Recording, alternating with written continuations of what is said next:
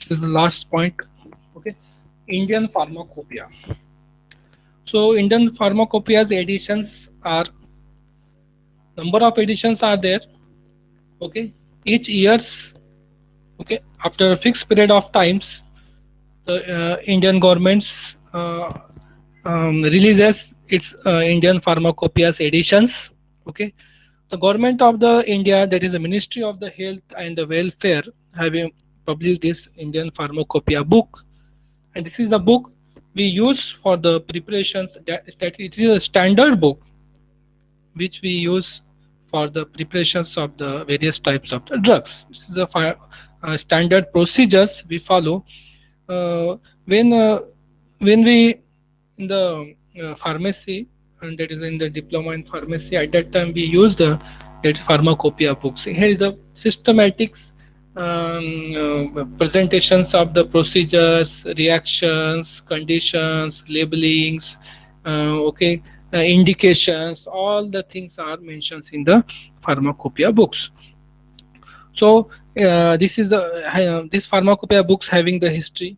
Okay, when we in the state of the independence, at that times first pharmacopoeia is prepared in the under the governments of the uh, that is England governments. Okay, at that times the scientist Edward John Warings started of the Indians pharmacopoeia, and it is in the state of the independence. Okay, so it is similar with the that is the British pharmacopoeias.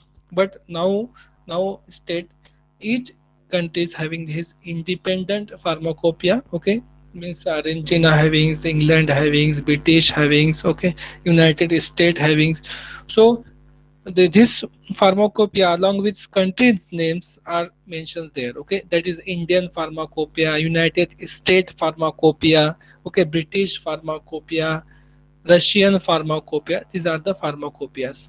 So what about the Indian pharmacopoeia? So first edition of the Indian pharmacopoeia, that is after the independence, uh, we have got published in the 1955, and it was having the large number of the crude drugs and their preparations. Okay, so in general they are having the appendices included in the pharmacopoeias, and the number of amendments are done, and then finally they contain the Indian pharmacopoeia in 1805, and the matters contained in this, that is the addendums. Okay, and the third edition of the Indian pharmacopoeia was published in 1985, which was amended by the addendum first in the 1989.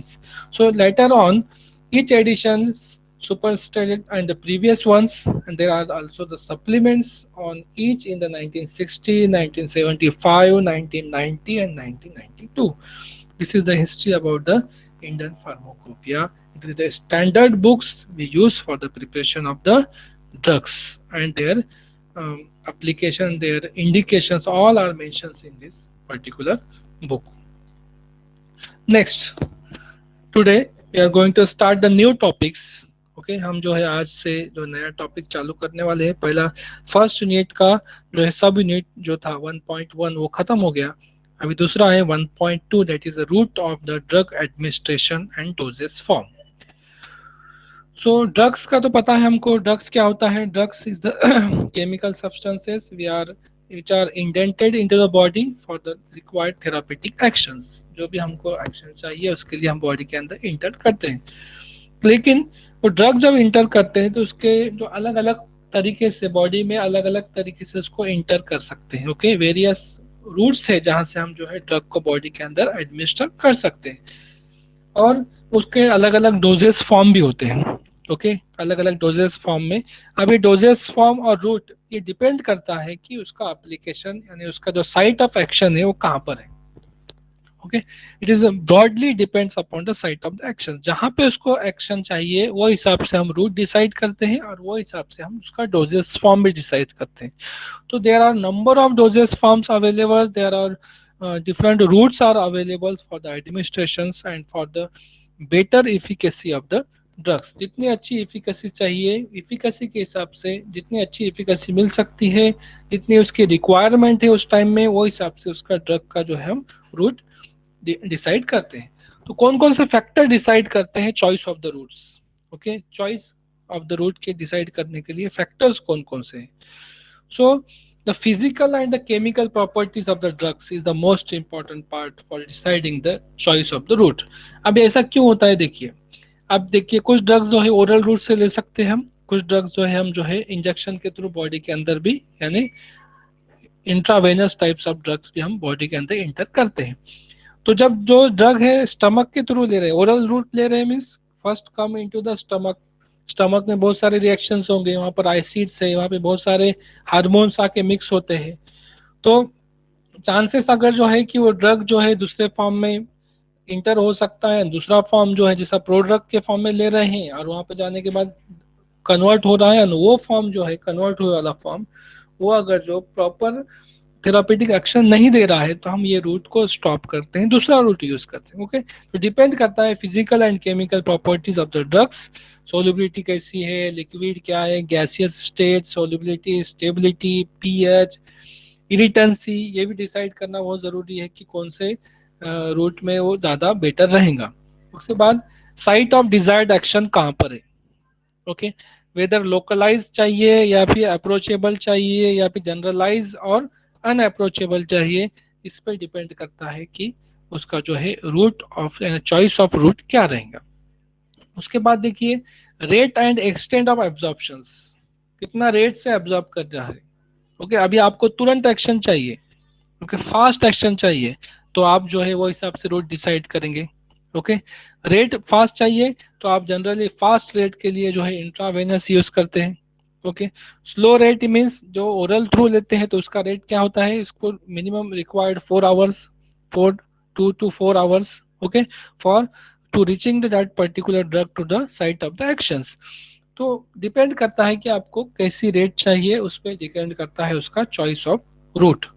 उसके बाद effect of the digestive juices on the drug metabolism, अलग अलग juices है, hormones है, कहाँ पे stomach में आके जमा होते हैं, हम ड्रग लेने के बाद वो उस पर क्या इफेक्ट करते हैं डाइजेशन पे, ओके, मेटाबॉलिज्म पे क्या प्रोसेस का इफेक्ट करता है, तो उस पर भी डिपेंड करता है कि आप रूट कौन सा चूज करेंगे। And then rapidly with the which the response is desired, response आपको कितना रैपिडली चाहिए, उस पर भी डिपेंड करता है कि आप रूट कौन सा यूज करेंगे। देखिए अभी हमारे पास रूट कौन कौन से, जैसा कि यहाँ पे देखिए नोज, ओके, तो नोज वाला जो रूट है वो कौन सा है, नेजल रूट। तो आपको पता है नेजल रूट से क्या क्या लेते हैं हम लोग, नेजल रूट से हम जनरली स्प्रे लेते हैं, ओके, नोस्ट्रिल, ओके, जब नाक बंद वगैरह हो जाती है उस टाइम में नेजल रूट से हम स्प्रे जनरली, हम जो है हर कोई जो है एक स्प्रे आता है नेजल कंजेशन जब होता है तो उसको रिलीज करने के लिए स्प्रे यूज करता है, means it is a drug use through the nasal forms. Okay, तो ये भी कहा होता है वहां से पास होकर वापस यहीं पे आएगा। ओके, नेक्स्ट है ए वाला पार्ट, ए वाला पार्ट कहाँ से लेते हैं, through the oral. Okay, oral form में आप जो है सायरप भी ले सकते हैं, टेबलेट्स ले सकते, ओके, कैप्सूल्स ले सकते, तो पाउडर फॉर्म में भी ले सकते, तो ये ओरल रूट से आप लेंगे। तीसरा क्या है, ओरल रूट से भी आप सी, देखिए सी, सी क्या है, ओरल रूट से भी आप पल्मोनरी, यानी ये जो है लंग्स के लिए जो कुछ अब पता है इसके in case of the asthma, okay, हम जो है ओरल रूट से ही लेते हैं, क्या बोलते कैप्सूल्स लेते हैं अस्थमेटिक पेशेंट में, रोटाहेलर इनहेलर के फॉर्म में इनहेल करते हैं। ओके, तो वो भी कौन सा रूट हो गया फिर, that is the pulmonary route, यानी वो जो फास्टली खींचेंगे हम सांस के साथ ताकत के साथ, तो डायरेक्टली इंटर कहाँ पे हो जाएगा, आपके लंग्स के अंदर हो जाएगा, तो उसको हम बोल रहे हैं पल्मोनरी रूट्स। ओके, नेक्स्ट है ये डी वाला रूट, इंजेक्शन के फॉर्म में दिख रहा है आपको। ओके, ये तो इसको क्या बोलेंगे हम, subcutaneous route, this is the subcutaneous route. और लास्ट वाला जो है ई वाला है, that is the transdermal root.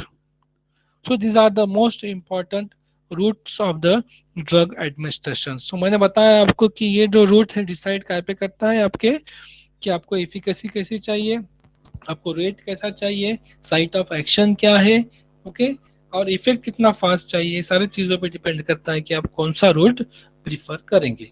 Okay, अब देखिए रूट यहाँ पर डिटेल में, oral route enteral, okay, parenteral routes, parenteral routes में कौन कौन से आएंगे, इंजेक्शंस आएंगे, ओके, इनहेलेशंस आएंगे, ट्रांसडर्मल आएंगे, ट्रांसम्यूकोजल आएंगे। ओके। अब इंजेक्शन में और कौन कौन से आते हैं? Intradermal, subcutaneous, intramuscular, intravenous, intraperitoneal. उसके बाद intra arterial, intra thecal, intra articular, intramedullary. Okay. Transdermal में कौन से आएंगे? Adhesive, okay, injections. ओके। उसके बाद कौन सा आएगा?